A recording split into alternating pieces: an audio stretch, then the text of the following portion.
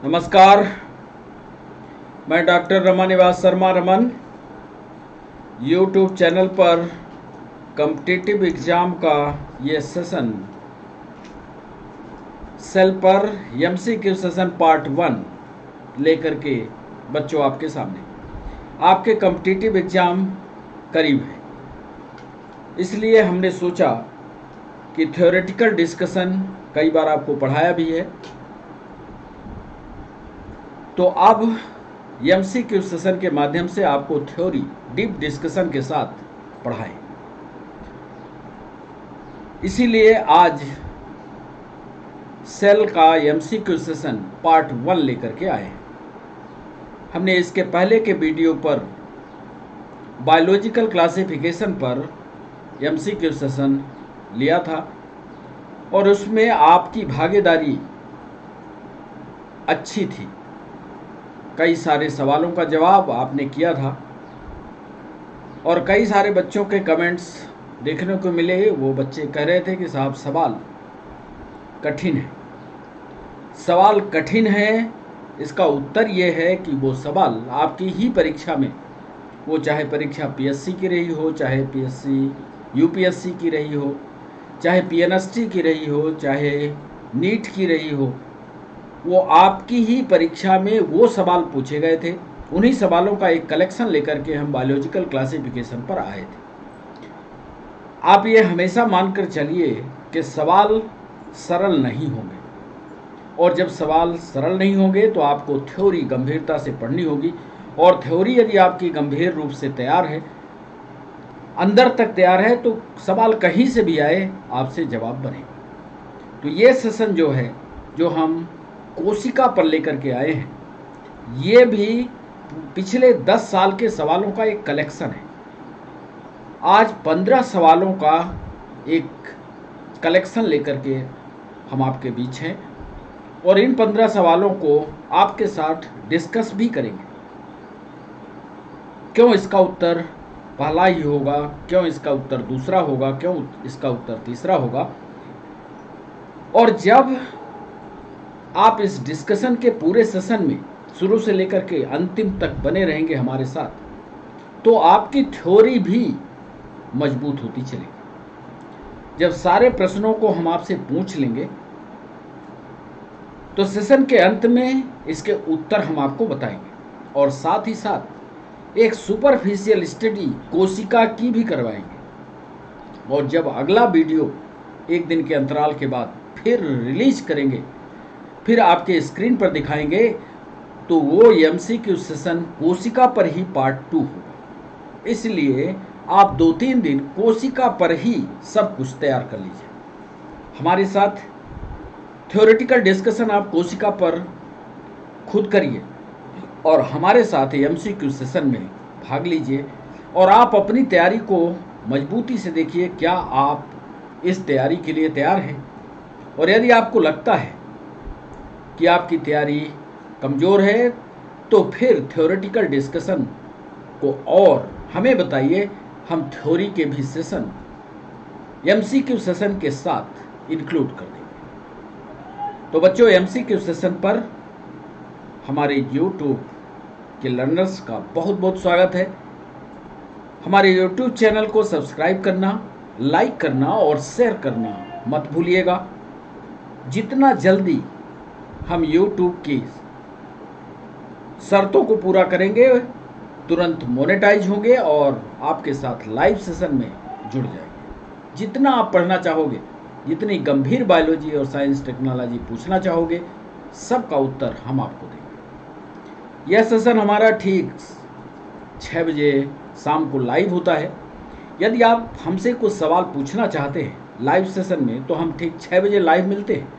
Science और technology का कोई भी सवाल, चाहे सेल से जुड़ा हो या साइंस और टेक्नोलॉजी का कोई भी सवाल कहीं से भी हो, आप कमेंट बॉक्स में लिखिए, हम तुरंत उसका जवाब देंगे और आप संतुष्टिपूर्ण जवाब पा सकोगे। इसलिए लाइव सेशन में आप एक दिन छोड़कर अगले दिन आप हमें मिला करिए।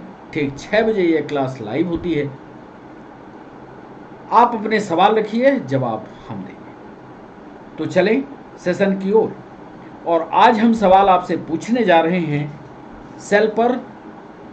हमने रखा है MCQ session on sale part 1 for all competitive exam. और पहला सवाल आपके स्क्रीन पर लिखने जा रहे हैं और पहला सवाल रहा बच्चों ये क्वेश्चन नंबर 1। पहले सवाल को सोचिएगा, समझिएगा, तब करिएगा। और पहला सवाल एक परीक्षा में पूछा गया, जो नर्सिंग की परीक्षा होती है पीएनएसटी में, यह सवाल आया है। अब देखिए, आप अपने आप को टेस्ट कीजिए, क्या यह सवाल आप कर पाते हैं। निम्न में से कौन सा स्टेटमेंट, निम्न में से कौन सा स्टेटमेंट सही नहीं है? आपको यह बताना है। जितने 4 स्टेटमेंट हम लिखेंगे उसमें गलत स्टेटमेंट कौन है यह आपको बताना है। पहला स्टेटमेंट ए, लाइसोसोम एक कोशिका का अंग है। यदि आपने कोशिका पढ़ी है या हमारे पुराने वीडियो को देखा है, पुराने वीडियो को आप अच्छी तरह से पढ़िए। और यदि आप पुराने वीडियो को पढ़ेंगे तो सारे उत्तर आपसे बनेंगे, क्योंकि हम विस्तार से कोशिका को पढ़ा रहे हैं और आगे पढ़ाएंगे भी। तो पहला स्टेटमेंट यह है कि लाइसोसोम का निर्माण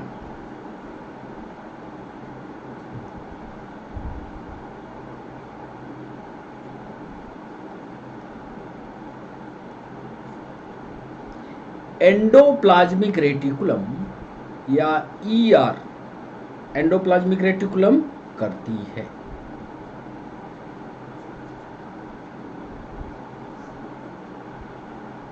आपको गलत स्टेटमेंट बताना है। ध्यान रखिएगा, कौन सा स्टेटमेंट सही नहीं है, यानी गलत स्टेटमेंट को बताना है। दूसरा उत्तर लिखा, दूसरा स्टेटमेंट लिखा, लाइसोसोम के अंदर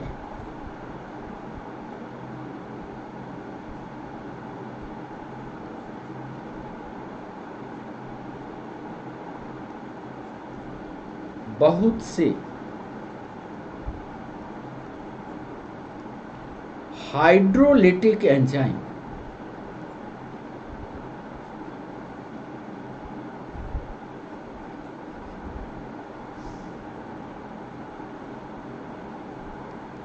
पाए जाते हैं।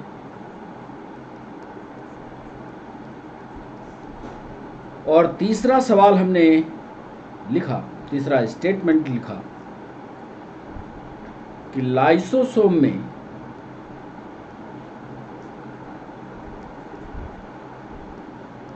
पाए जाने वाले एंजाइम सिर्फ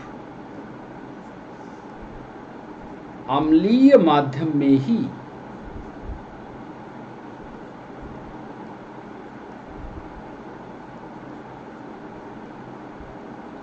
सक्रियता दिखाते हैं। और डी हमारा स्टेटमेंट है कि लाइसोसोम एक झिल्ली से घिरा कोशिकांग। हमने 4 स्टेटमेंट लिखे बच्चों, इसमें एक स्टेटमेंट गलत है। यदि आपने लाइसोसोम को विस्तार से पढ़ा होगा तो जरूर ये जवाब बनेगा। हमने लिखा लाइसोसोम का निर्माण एंडोप्लाज्मिक रेटिकुलम करती है। लाइसोसोम के अंदर बहुत से हाइड्रोलिटिक एंजाइम पाए जाते हैं और लाइसोसोम में पाए जाने वाले एंजाइम सिर्फ अम्लीय माध्यम में ही सक्रिय होते हैं। यानी हाइड्रोलिटिक एंजाइम जो होते हैं वो सिर्फ अम्लीय माध्यम में क्रिया करते हैं। विस्तार से आपको पढ़ना पड़ेगा, गंभीर बायोलॉजी पढ़नी ही पड़ेगी। और लाइसोसोम एक झिल्ली से घिरा कोशिका। यानी जो बाहरी कवरिंग है वो सिर्फ एक मेम्ब्रेन बाउंड स्ट्रक्चर है, डबल बॉन्ड नहीं होती। ये था हमारा पहला सवाल। चलिए बच्चों, दूसरे सवाल पर आपको लिए चलते हैं। दूसरा सवाल मध्य प्रदेश की पीएससी में पूछा गया, आज से 2 साल पहले। ये दूसरा सवाल मध्य प्रदेश के पीएससी, स्टेट पीएससी में पूछा गया। सेम सवाल छत्तीसगढ़ में भी और सेम सवाल यूपी पीसीएस पर भी पूछा गया। दूसरा सवाल हमने पूछा कोशिका विभाजन के संदर्भ में, यानी सेल डिवीजन के संदर्भ में।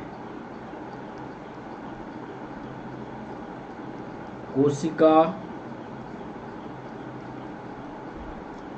विभाजन के संदर्भ में, मतलब आपको सेल डिवीजन की बात को याद रखते हुए तब उत्तर ये बताना है। कोशिका विभाजन के संदर्भ में ओमनिस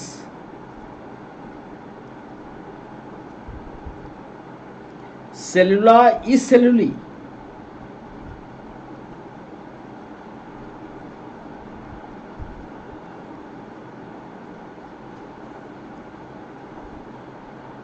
अब यदि आपने सेल डिवीजन पढ़ा होगा या कोशिका की संरचना पढ़ी होगी तो ये जो हमने डबल इन्वर्टेड कामा के अंदर लिखा है इसको जरूर पढ़ा।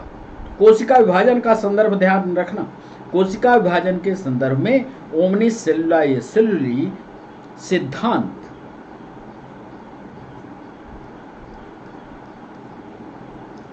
किस वैज्ञानिक के द्वारा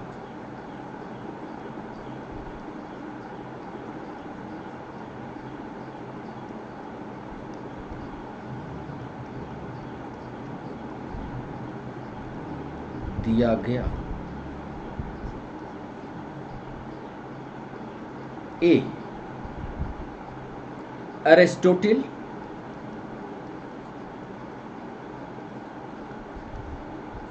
B Rudolf Virchow, C Schwann and D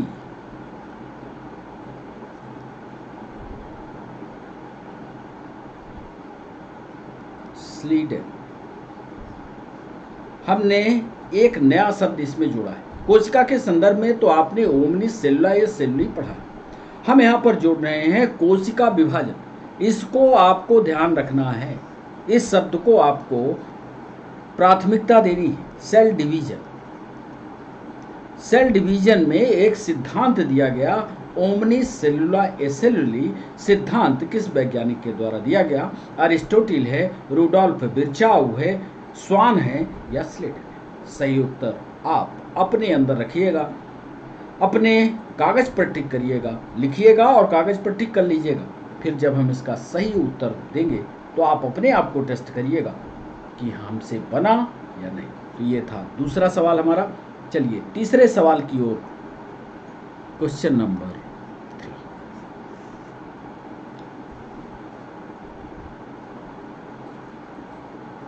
तीसरा सवाल एमपीएसआई में पूछा गया, निम्न में से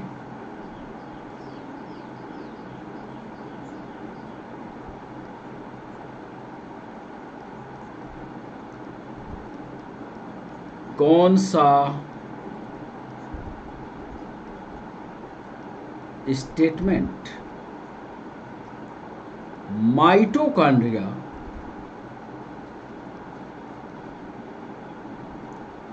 के लिए गलत है? मतलब माइटोकॉन्ड्रिया को यदि आपने पढ़ा होगा तो उसमें से यदि सही सही आपने पढ़ा है तो गलत वाले को आपको बताना है। ए माइटोकॉन्ड्रियल मैट्रिक्स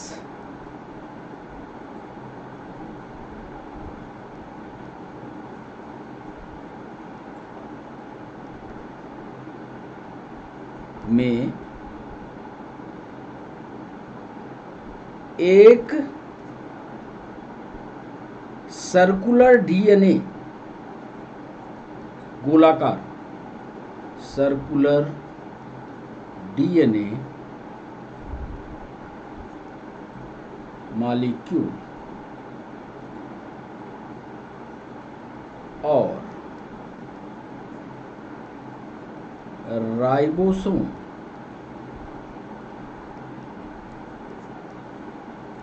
पाए जाते हैं। माइटोकॉन्ड्रिया के जब संरचना देखेंगे तो उसके अंदर का जो भाग होता है वो मैट्रिक्स है। मैट्रिक्स में वो कह रहा है कि क्या सर्कुलर डीएनए या डीएनए या राइबोसोम पाया जाएगा। अब देखिए कितनी बातों को गंभीरता से वो पूछता है, ये एमपीएसआई का सवाल है। बी वो पूछ रहा है, स्टेटमेंट दे रहा है कि बाहरी झिल्ली, देखिए दो झिल्ली से मिलकर के आपको याद होगा तो माइटोकॉन्ड्रिया जो होती है एक बाहरी झिल्ली होती है और एक अंदर वाली झिल्ली होती है, ऐसे ऐसी झिल्ली होती है। हम ये कह रहे हैं कि बाहरी झिल्ली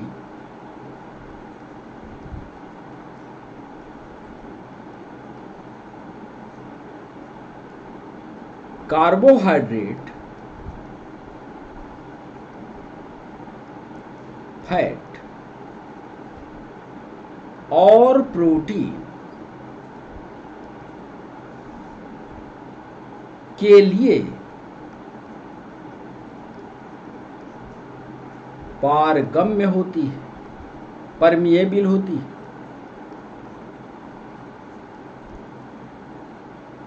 क्या ये स्टेटमेंट गलत है?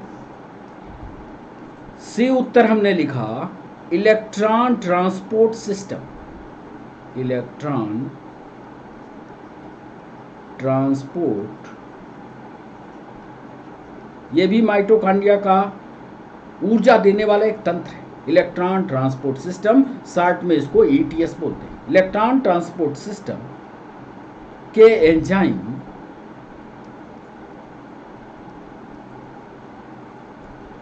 बाहरी झिल्ली में धसे होते, एम्बेडेड होते। आप जानते हो कि माइटोकॉन्ड्रिया को ऊर्जा का घर कहा जाता है और ये इलेक्ट्रॉन ट्रांसपोर्ट सिस्टम जो है ऊर्जा बनाता है। तो यह कह रहा है वो कि क्या ये स्टेटमेंट गलत है कि इलेक्ट्रॉन ट्रांसपोर्ट सिस्टम के जितने भी एंजाइम हैं वो सब इस झिल्ली में दबे होंगे। और अंतिम स्टेटमेंट दे रहा है कि आंतरिक सतह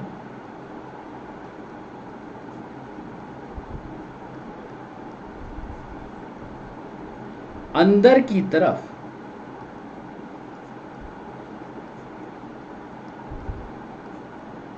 मुड़कर उंगली जैसे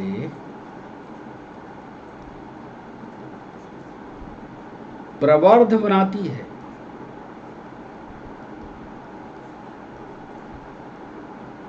ये चार स्टेटमेंट उसने दिया कि कौन सा स्टेटमेंट माइटोकॉन्ड्रिया के लिए गलत है।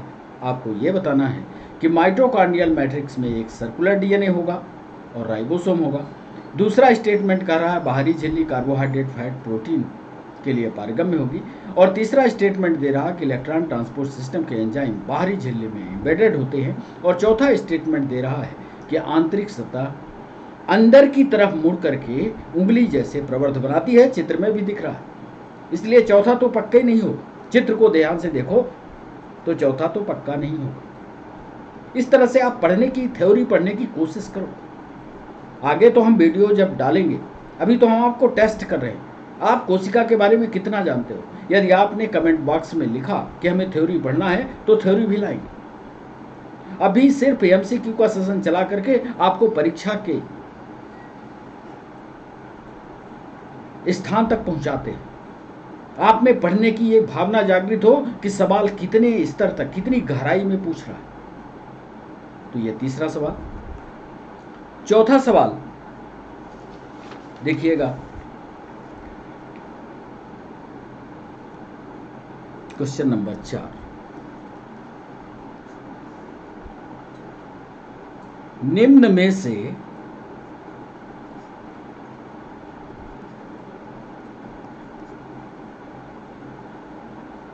अंगों की जोड़ी कौन से अंगों की जोड़ी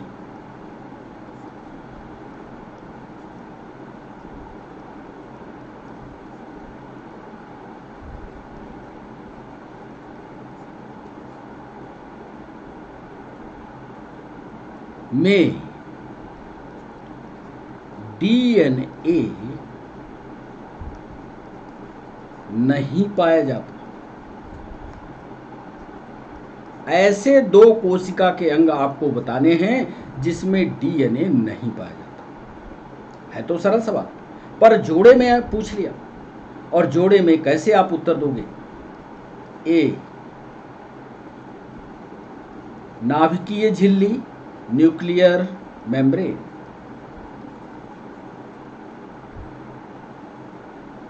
नाभिकीय झिल्ली तथा माइटोकॉन्ड्रिया।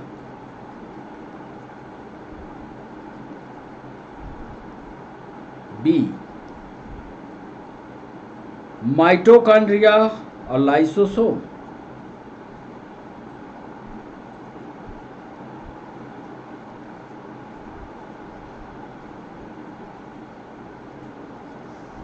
सी, क्लोरोप्लास्ट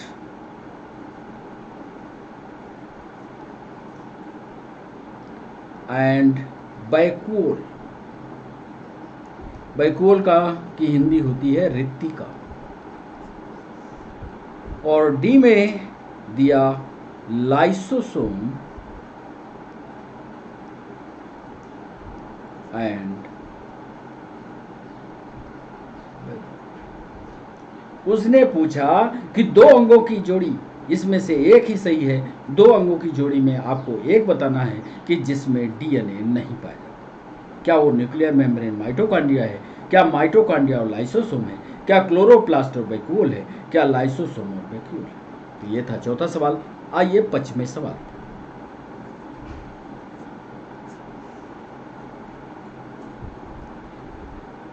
पांचवें सवाल पर यूपीएससी में दो कॉलम बनाया। दो कॉलम में आपको सही मैच करना है। देखिए जरा, दोनों कॉलम का सही मैच कीजिए। कॉलम ए में देखिएगा, ए, फिर बी, फिर सी और फिर डी। ए में अंग का नाम लिख रहा है गोल्गी कॉम्प्लेक्स। इसके सामने नंबर 1 इस तरह डाल करके लिख रहा है प्रोटीन का निर्माण, प्रोटीन सिंथेसिस। आप हिंदी, हम मुंह से बोल रहे हैं, आप कोशिश करिएगा हिंदी यदि आप लिखते होंगे तो हिंदी लिख लीजिए। प्रोटीन का निर्माण गोल्गी कॉम्प्लेक्स करता है क्या? दूसरे अंग का नाम लिख रहे हैं लाइसोसोम। यहां पर 2 नंबर डाल करके लिख रहे हैं उत्सर्जी पदार्थों को, उत्सर्जी पदार्थों को एकत्रित करना।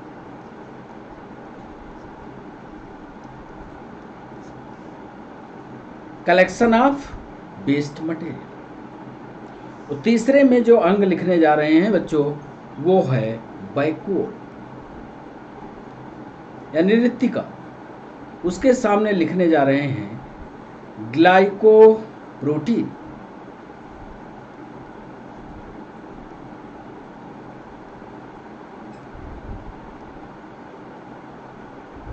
और ग्लाइकोलिपिड का निर्माण। और डी पर जो अंग लिखने जा रहे हैं उसका नाम है राइबोसोम। यूपीएससी में ज़्यादा तथ्यात्मक सवाल पूछता है और आजकल तो पीएससी में भी तथ्यात्मक सवालों का जमाना हो गया। अब यहाँ भी तथ्यात्मक सवाल आने लगे हैं, इसलिए आप सतर्क रहिएगा, आपको थ्योरी पढ़नी ही पड़ेगी। राइबोसोम, और राइबोसोम के सामने लिख रहा है बायोमॉलिक्यूल्स का, जैव कणों का, या इसको बायोमॉलिक्यूल्स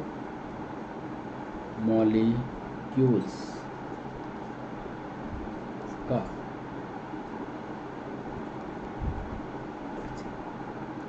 अब आपको सही उत्तर देने के लिए हम लिखने जा रहे हैं ए पर, ध्यान से देखिएगा, A3, B4,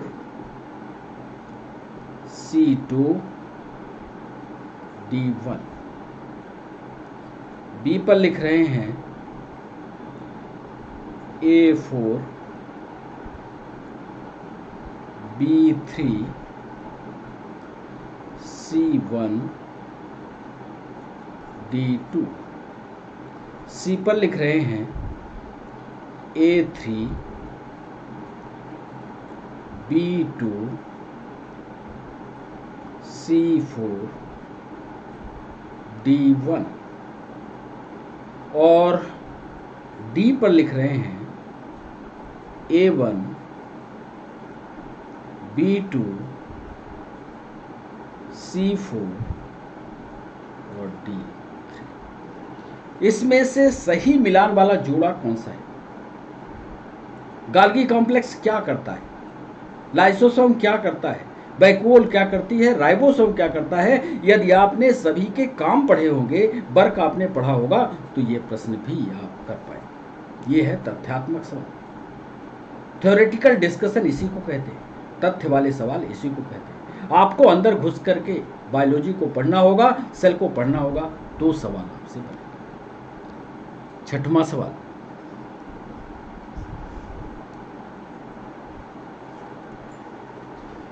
छठवें सवाल में उसने सवाल पूछा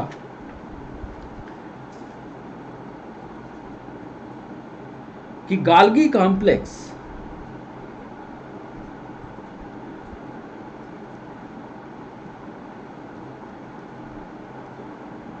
निम्न में से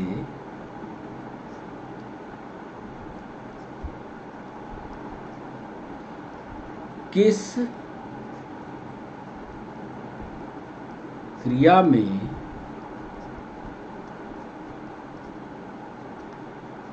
भाग लेता है? आप यदि क्लास में आ गए हैं तो जाइएगा नहीं। माना कि सवाल कठिन है, आपकी परीक्षा में सवाल कठिन आते हैं, नहीं बन रहा है, तो आप रुकिएगा, क्योंकि अंतिम सेशन में हम पूरा डिस्कशन करेंगे, आपको बताएंगे क्यों इसका जवाब ये होगा। और फिर इसके बाद अभी एमसीक्यू पार्ट 1 लेकर के आए हैं, पार्ट 2 लाएंगे, पार्ट 3 लाएंगे, और सेल जब तक तैयार नहीं कर देंगे तब तक एमसीक्यू लाते ही रहेंगे। तो गाल्गी कॉम्प्लेक्स निम्न में से किस क्रिया में भाग लेता है? ए, फैटी एसिड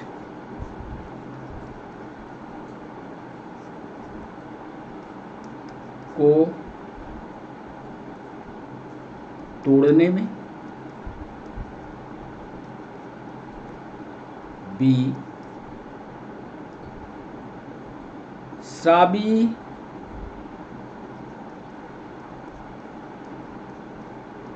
कूपिका, या इसको कहते हैं सेक्रेटरी वेसिकल बनाने में। सी कहलाता है बैक्टीरिया के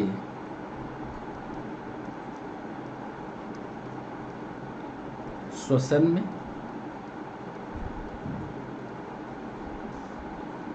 और डी ऑप्शन में दे रहा है एमिनो अम्ल के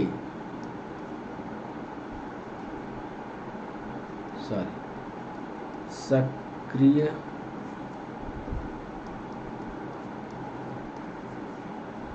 एमिनो अम्ल के सक्रियकरण। छठवां सवाल है कि गाल्गी कॉम्प्लेक्स निम्न में से किस क्रिया में भाग लेता है? फैटी एसिड को तोड़ने में, स्रावी कूपिका या सेक्रेटरी वेसिकल के निर्माण में, बैक्टीरिया के श्वसन में, एमिनो अम्ल के सक्रियकरण।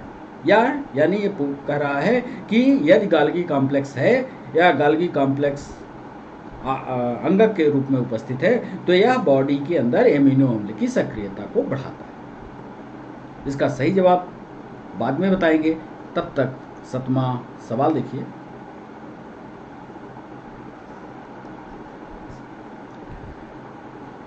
निम्न में से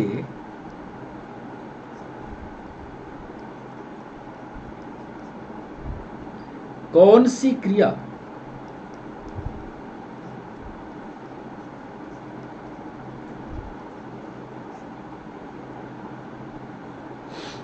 RER रफ एंडोप्लाज्मिक रेटिकुलम खुरदुरी एंडोप्लाज्मिक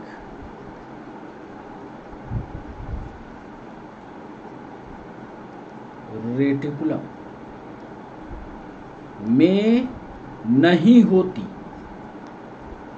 4 अभिक्रियाएं हम लिखने जा रहे हैं और इन 4 अभिक्रियाओं में आपको बताना है कि कौन सी अभिक्रिया है या कौन सी क्रिया है जो रफ एंडोप्लाज्मिक रेटिकुलम में नहीं होती। पहला, प्रोटीन का सतहीकरण, या इसी को अंग्रेजी में कहेंगे तो फोल्डिंग ऑफ प्रोटीन। बी में लिख रहे हैं प्रोटीन का एक प्रक्रिया होती है, ये भी प्रोटीन के निर्माण में ही, शायद आपने ना पढ़ा हो, इसको किसी दिन हम विस्तार से समझाएंगे। ग्लाइकोसाइलेशन,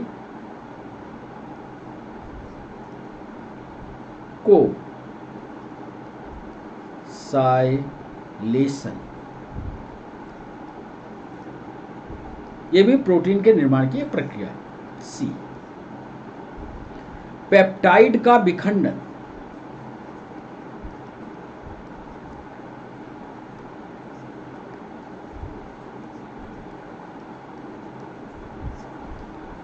और अंतिम सवाल हमने पूछा फास्फोलिपिड की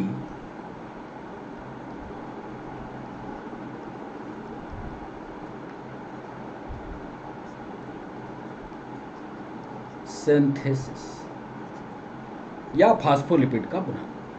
निम्न में से कौन सी क्रिया RER यानी खुरदुरी एंडोप्लाज्मिक रेटिकुलम या रफ एंडोप्लाज्मिक रेटिकुलम में नहीं होती?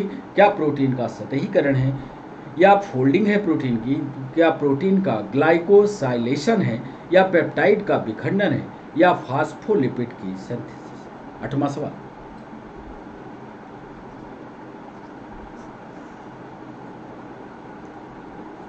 मध्य प्रदेश PSC का, छत्तीसगढ़ PSC का यह सवाल। निम्न में से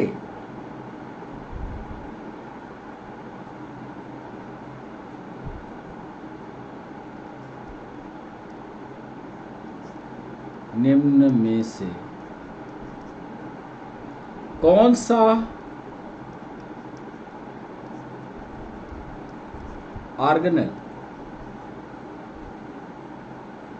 सा ऑर्गेनेल कार्बोहाइड्रेट से, ध्यान से प्रश्न को पढ़िएगा, कार्बोहाइड्रेट से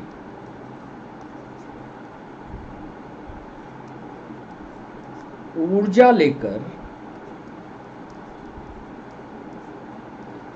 ATP का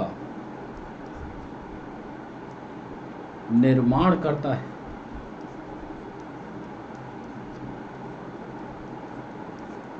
ये 2-3 बार PNST में पूछा गया।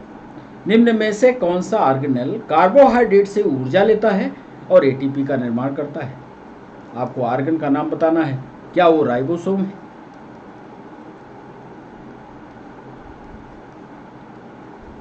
बी में आपको बताना है क्लोरोप्लास्ट है क्या वो?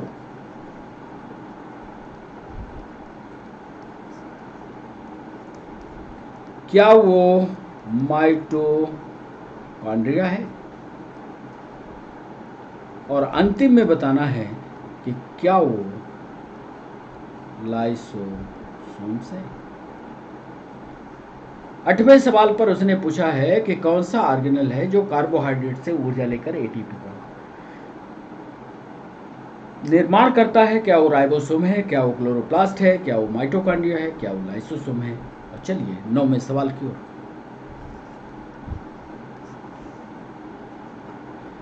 इसमें आपको गलत मैच बताना है।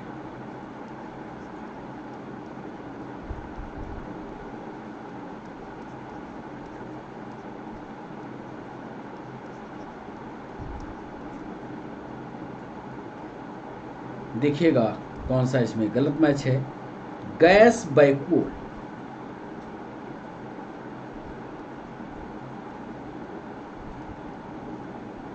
उसके आगे हम लिख रहे हैं गैस बैक्यूल क्या ग्रीन बैक्टीरिया में होती है।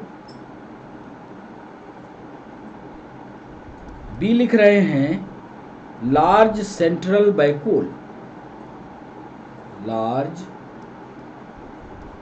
सेंट्रल बैक्यूल बड़ी रिक्तिका किस में होती है? ये एनिमल सेल, जंतु कोशिका की। सी में कह रहा है प्रोटिस्ट यानी प्रोटिस्टा में पाए जाने वाले जो जीव होते हैं क्या वो यूकैरियोटिक है? और डी में उसने पूछा, बताया कि मैथोजेंस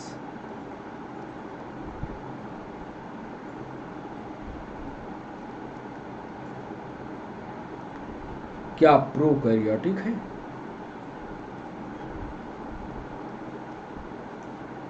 या मिथोजेंस क्या प्रोकैरियोटिक के हिस्से में आते हैं? इसमें से गलत मैच आपको सेलेक्ट करना है। क्या वो गैस बैक्यूल है, क्या large central vacuole animal cell में है, क्या वो प्रोटिस्ट यूकैरियोटिक होते हैं, क्या मिथोजेंस प्रोकैरियोटिक हैं। और 10वां सवाल,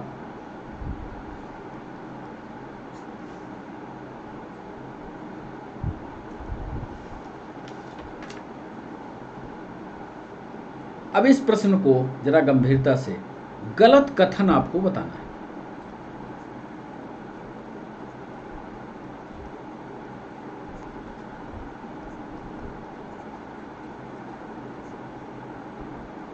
ए, बैक्टीरिया की सेल वॉल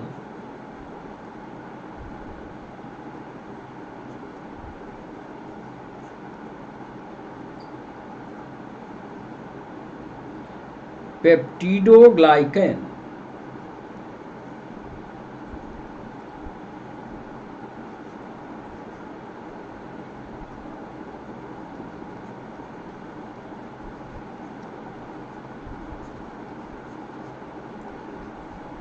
क्या ये गलत है कि बैक्टीरिया की जो सेल वॉल होती है वो पेप्टिडोग्लाइकन की बनी होती है?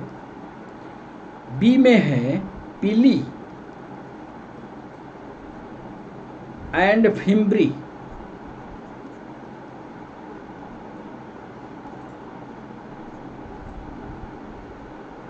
ये दो रचनाएं मुख्य रूप से,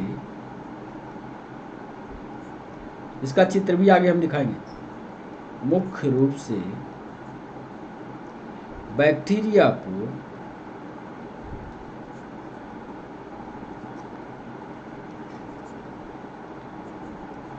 चलने में मदद करती है। सी ऑप्शन है साइनोबैक्टीरिया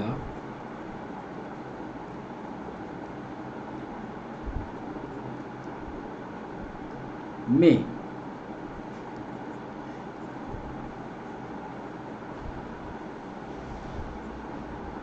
फ्लैजिलेटेड सेल्स का, कशाभिकीय कोशिकाओं का, सेल्स का अभाव होता है। और डी ऑप्शन में दे रहे हैं आपको माइकोप्लाज्मा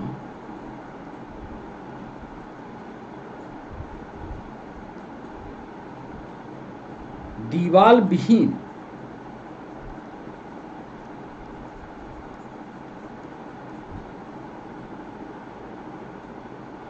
माइक्रो ऑर्गेनिज्म है। 10वें सवाल पर हमने पूछा आपसे, गलत कथन आपको बताना है कि बैक्टीरिया की सेल वॉल जो होती है पेप्टिडोग्लाइकेन की बनी होती है। पिल्ली और फैम्ब्री मुख्य रूप से बैक्टीरिया को चलने में मदद करती है। साइनोबैक्टीरिया में फ्लैजिलेटेड सेल्स का अभाव होता है। और डी में हमने कहा माइकोप्लाज्मा दीवाल विहीन माइक्रो ऑर्गेनिज्म। आइए 11वें सवाल पर।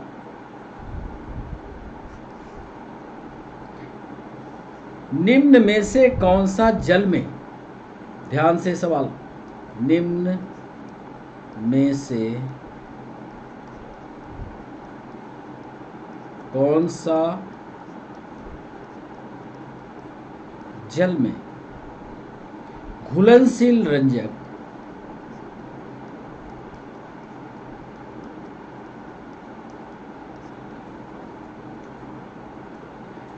पौधों की कोशिका के रिक्तिका में, पौधों की कोशिका के रिक्तिका, रिक्तिका का मतलब बैकवर्ड,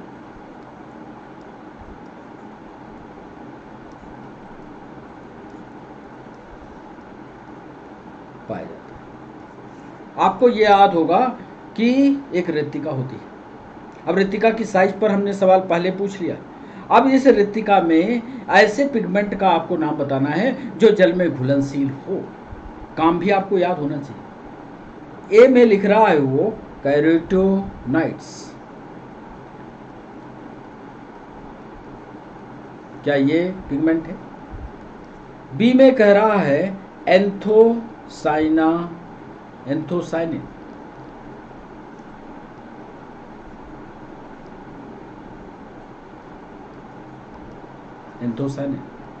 सी में लिख रहा है जेंथोफिलस,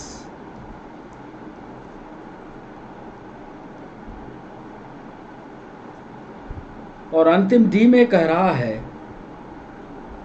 क्लोरोफिलस।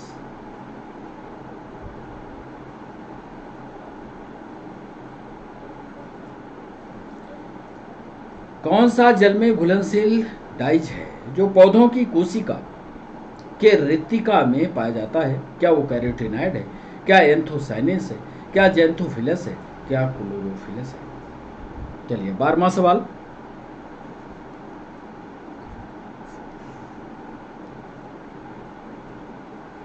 निम्न में से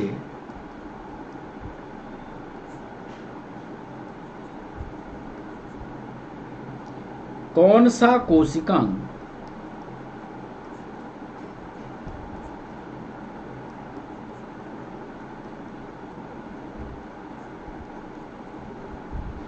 एक कोशिकीय झिल्ली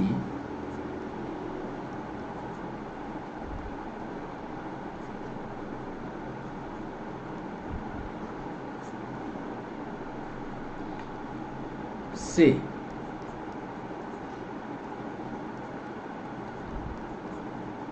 घिरा होता है? 4 कोशिकाओं के नाम हम लिखेंगे। इसमें आपको बताना है कि जो सिंगल वॉल्ड संरचना है वो कौन सी है। ए पर लिख रहे हैं लाइसोसोम,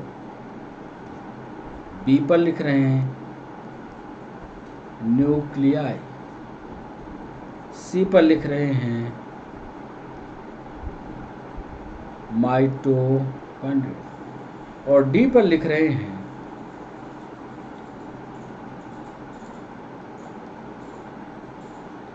कौन सा कोशिकांग एक कोशिकीय झिल्ली से कवर अप होगा, ये आपको बताना है। क्या वो लाइसोसोम है, क्या न्यूक्लियाई है, क्या माइटोकॉन्ड्रिया है और क्या क्लोरोप्लास्ट। चलिए 13वें सवाल पर ले चलते हैं आपको। 13वें सवाल पर हमने पूछा है कि निम्नलिखित में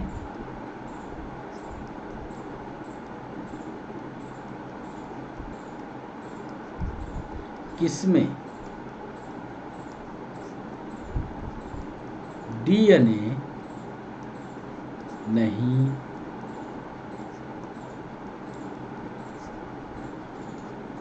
आपको उस अंग का नाम बताना है जिसमें डीएनए नहीं पाया जाता। नंबर ए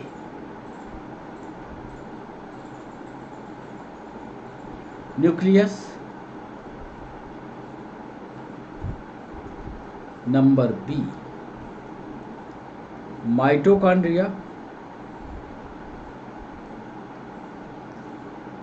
नंबर सी क्लोरोप्लास्ट और number D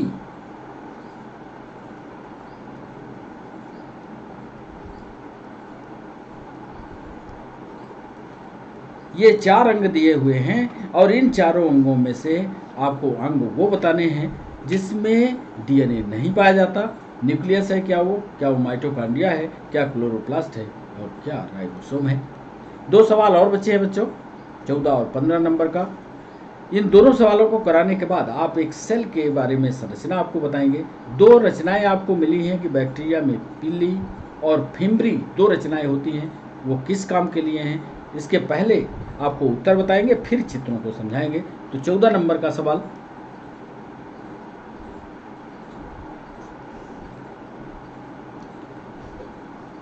prokaryotic cell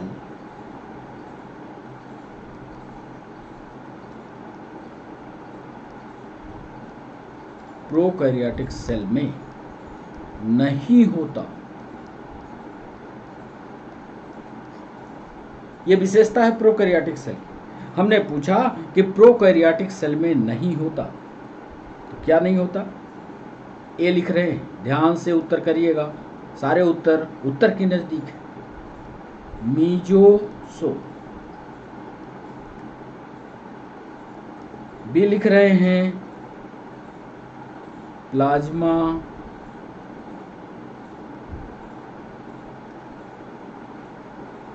membrane. सी लिख रहे हैं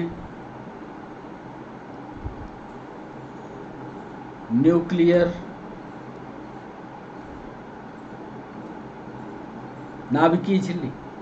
ये प्लाज्मा मेम्ब्रेन है, ये नाभिकीय झिल्ली है। और अंतिम लिख रहे हैं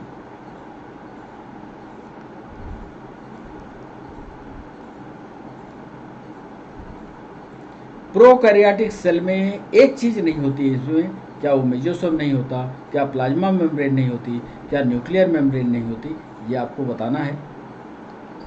और आज के सेशन का अब अंतिम सवाल आपसे पूछने जा रहे हैं, क्वेश्चन नंबर 15।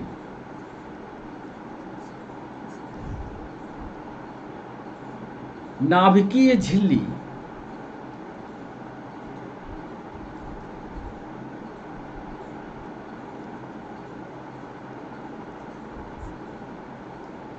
बनती है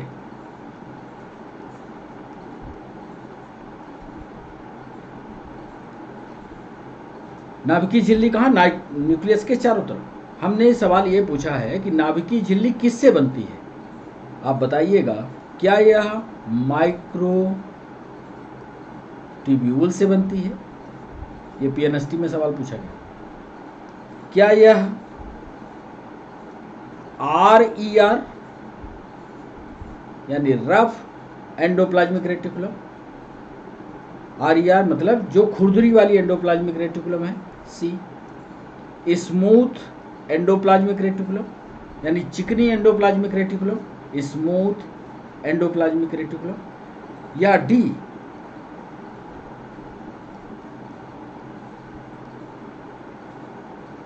गोल्गी कॉम्प्लेक्स या गोल्गी एपरेटस। हमने 15वें सवाल यानी अंतिम सवाल में आपसे पूछा कि नाभिकीय झिल्ली किसकी बनी होती है, क्या वो माइक्रोट्यूब्यूल है, क्या रफ एंडोप्लाज्मिक रेटिकुलम है, क्या स्मूथ एंडोप्लाज्मिक रेटिकुलम है, क्या वो गोल्गी बॉडी या गोल्गी कॉम्प्लेक्स है। ये 15 सवाल हमने आपसे पूछे हैं। 15 सवालों में आपसे कितने उत्तर बने इसको हम बाद में बताएंगे। इसके पहले एक कोशिका की सामान्य संरचना आपको दिखा दें। ये देखिए, ये रही कोशिका। इस कोशिका में सारे कोशिकांग हैं, ये देख रहे हैं। ये प्लाज्मा मेम्ब्रेन है। प्लाज्मा मेम्ब्रेन इसलिए है इस लाइन में क्योंकि ये एनिमल सेल है, देख रहे हैं।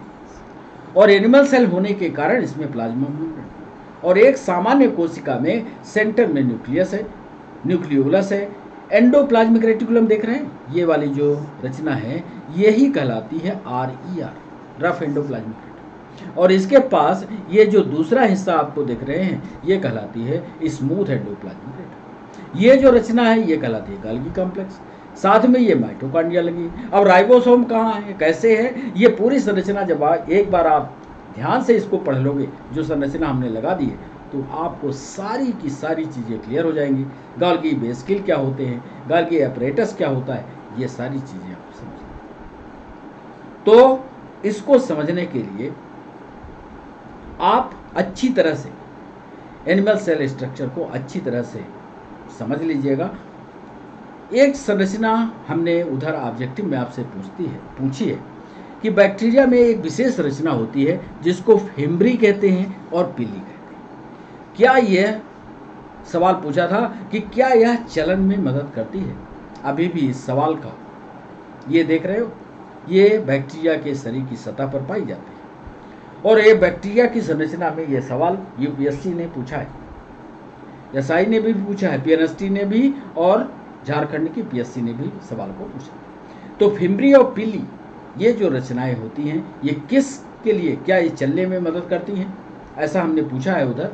तो अभी इसको राज ही रहने देते हैं। जब लौटेंगे इधर तो फिर आपको बताएंगे कि पिली और फेम्ब्री क्या करते हैं। ये संरचना यहाँ आपको दिखाई है। अब चलते हैं उत्तर की ओर, और पहले आपको उत्तर दिखा दें फिर सेशन का समापन करें। तो पहले प्रश्न का जवाब आपको पहले दें।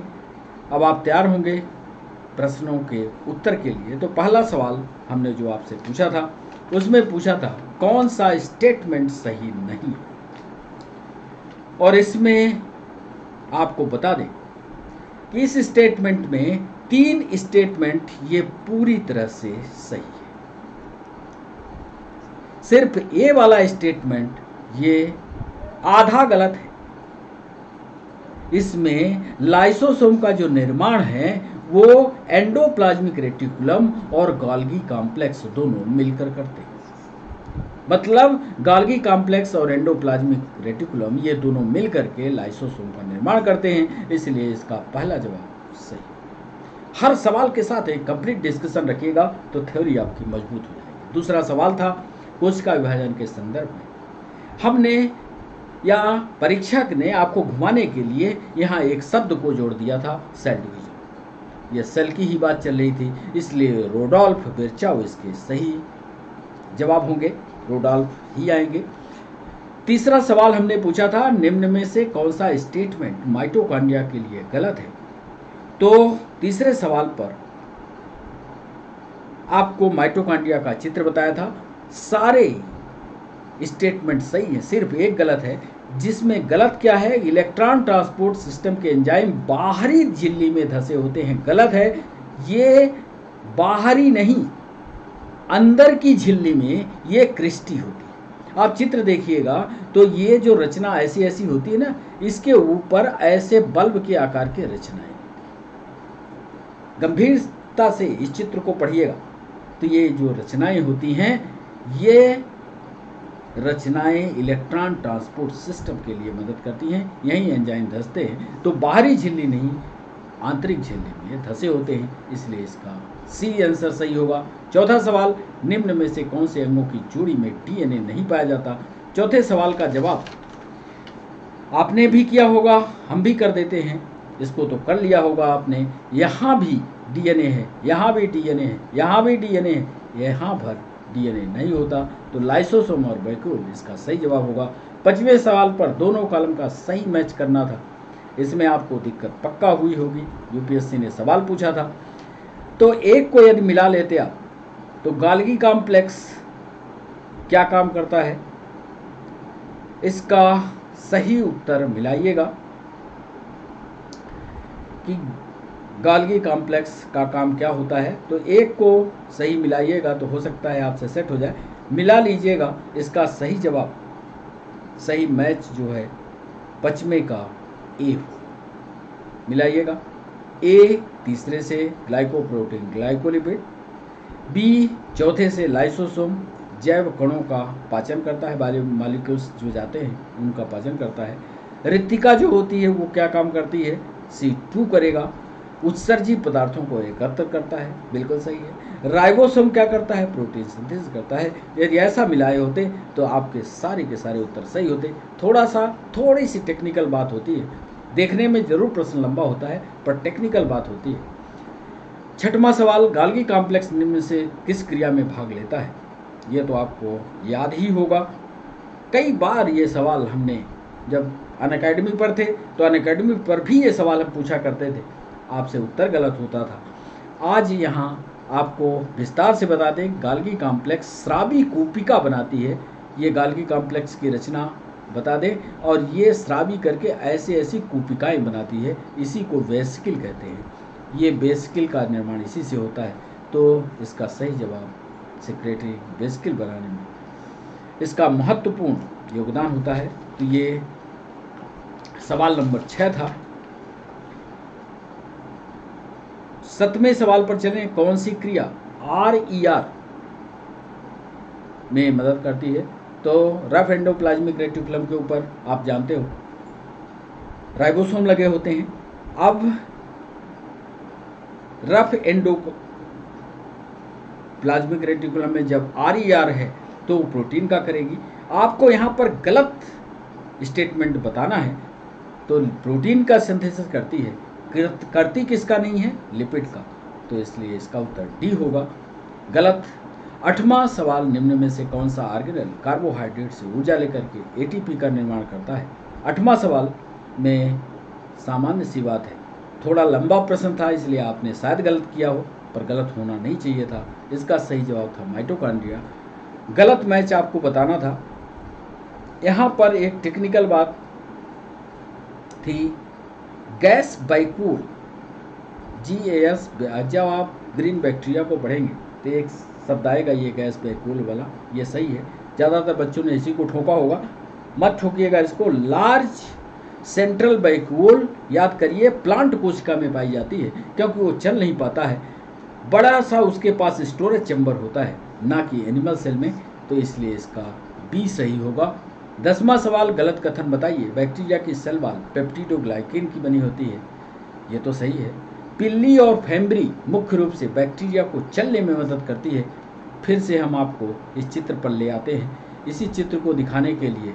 ये फेम्ब्री और पिल्ली ये चलने में मदद नहीं करते क्योंकि इसके फ्लैजिलम मोशन का काम करता है। ये पिल्ली और फेम्ब्री जो होते हैं ये दोनों जनन में मदद करते हैं। जनन का मतलब रिप्रोडक्शन होता है। कई सारे बच्चों ने ये PNST में सवाल पूछा गया है, ये रिप्रोडक्शन में मदद करते हैं। तो हम आ जाते हैं उसी बात पर। पिल्ली और फेम्ब्री मुख्य रूप से बैक्टीरिया को चलने में मदद करते हैं।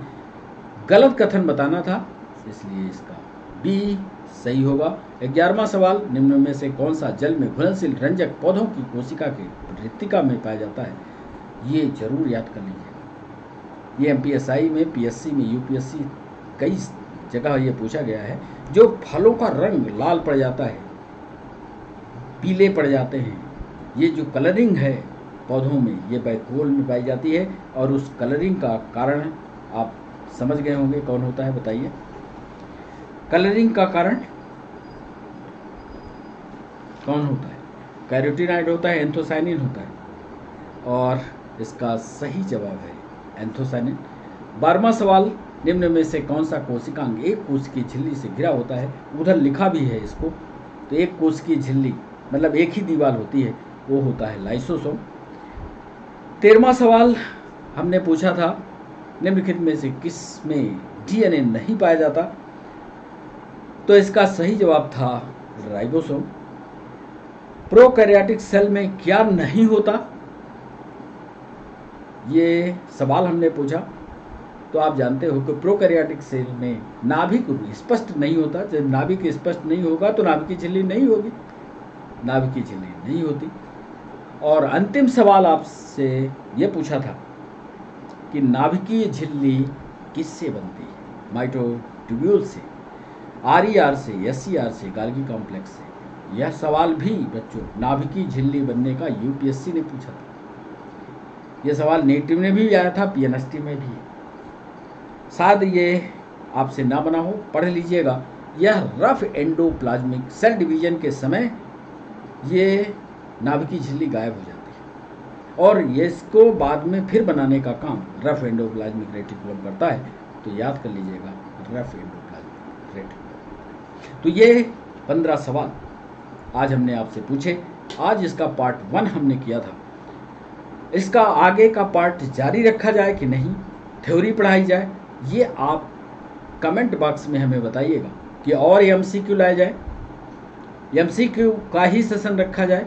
ये आपको अपने कमेंट बॉक्स में हमें बताना है। आप हमारे साथ इस पूरे सेशन में जुड़े रहे, इसके लिए सभी बच्चों का बहुत बहुत शुक्रिया। चैनल को सब्सक्राइब करना, चैनल को लाइक करना, ये आपकी जिम्मेदारी है। आप अपनी जिम्मेदारी कीजिए, हम पूरी अपनी ताकत लगाते हैं। साइंस और टेक्नोलॉजी को इंटरेस्टिंग बनाए रखने के लिए आपको गहराई से पढ़ना। तो बच्चों, आप सबका बहुत बहुत शुक्रिया। आप ज़रूर बताइएगा एमसीक्यू का सेशन लाया जाए कि फिर थ्योरी लाई जाए। तो आप कमेंट बॉक्स में हमें बताइएगा। बच्चों, बाय बाय, नमस्कार।